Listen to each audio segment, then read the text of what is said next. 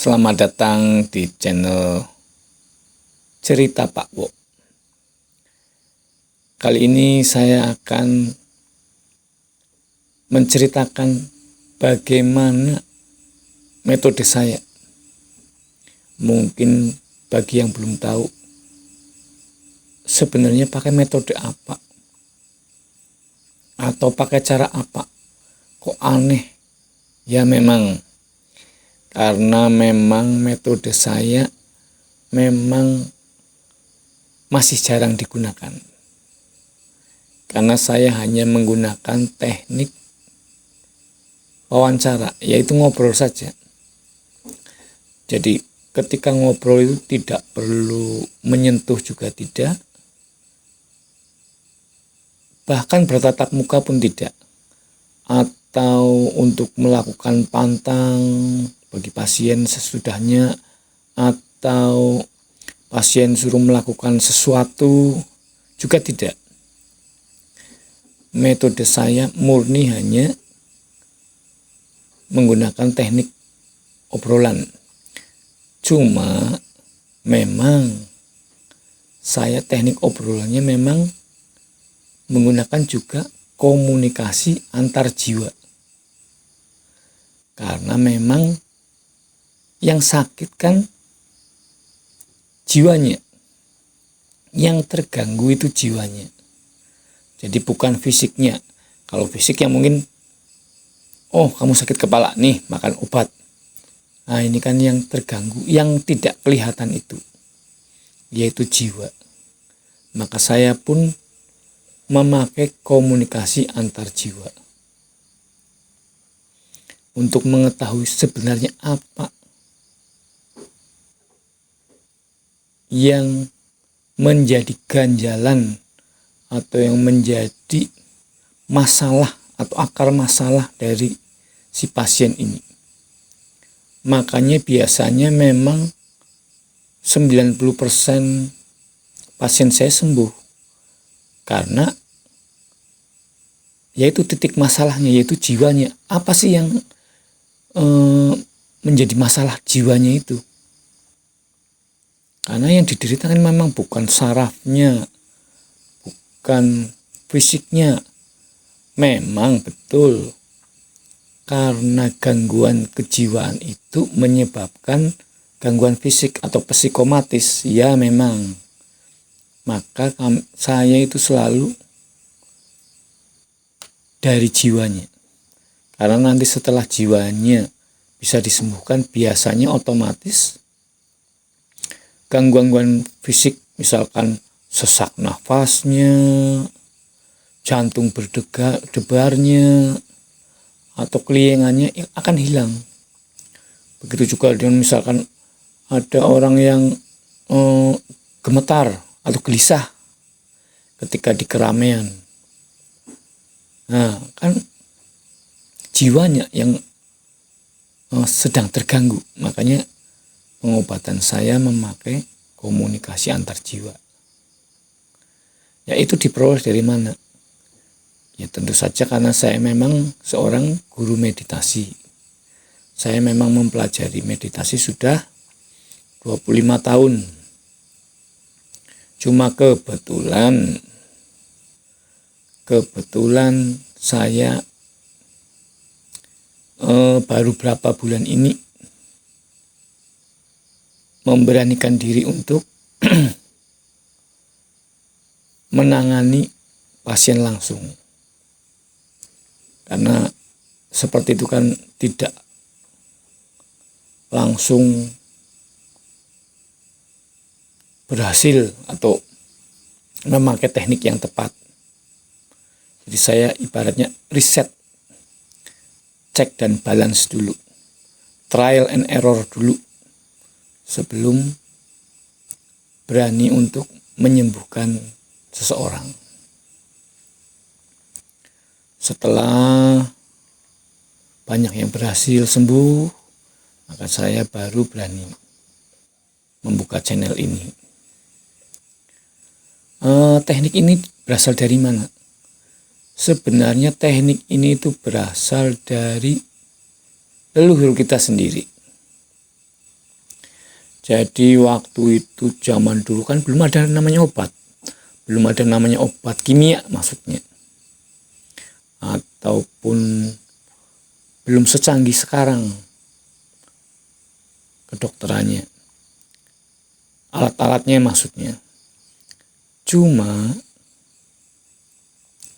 leluhur kita sudah bisa menyembuhkan orang-orang gangguan mental dengan caranya sendiri. Ibaratnya masa bikin Borobudur aja bisa, masa gangguan mental masa nggak bisa. Pastikan zaman itu pun pasti sudah ada yang kena gangguan mental, dan pasti juga ada yang bisa menyembuhkan. Nah, itulah saya menggunakan teknik itu. Bahasa ini itu teknik komunikasi antar jiwa. Cuma karena memang ini inovasi pribadi, jadi memang ketika saya diajarkan oleh guru saya atau yayasan tempat saya belajar dulu, itu memang tidak secara spesifik untuk menangani gangguan mental. Cuma karena saya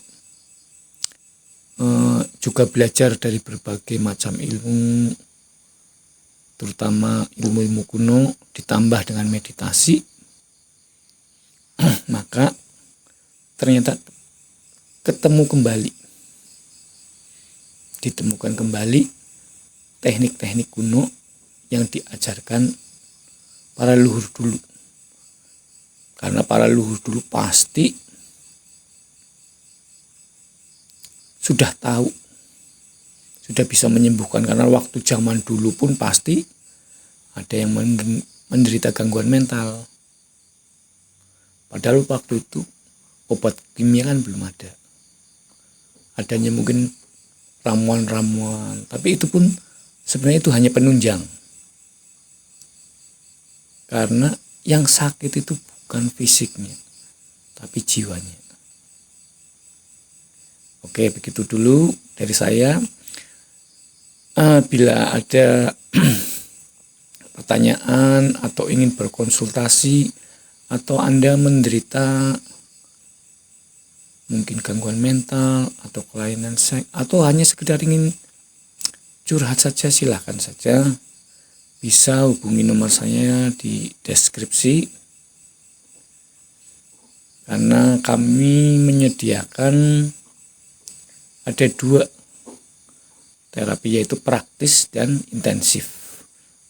Kalau intensif itu 5 hari, itu selama 24 jam ibaratnya Anda kami pantau. Katakanlah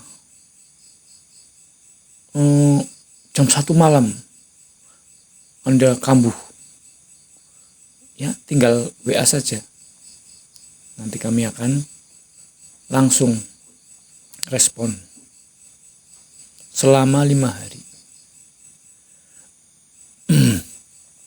Karena biasanya hari ketiga saja sudah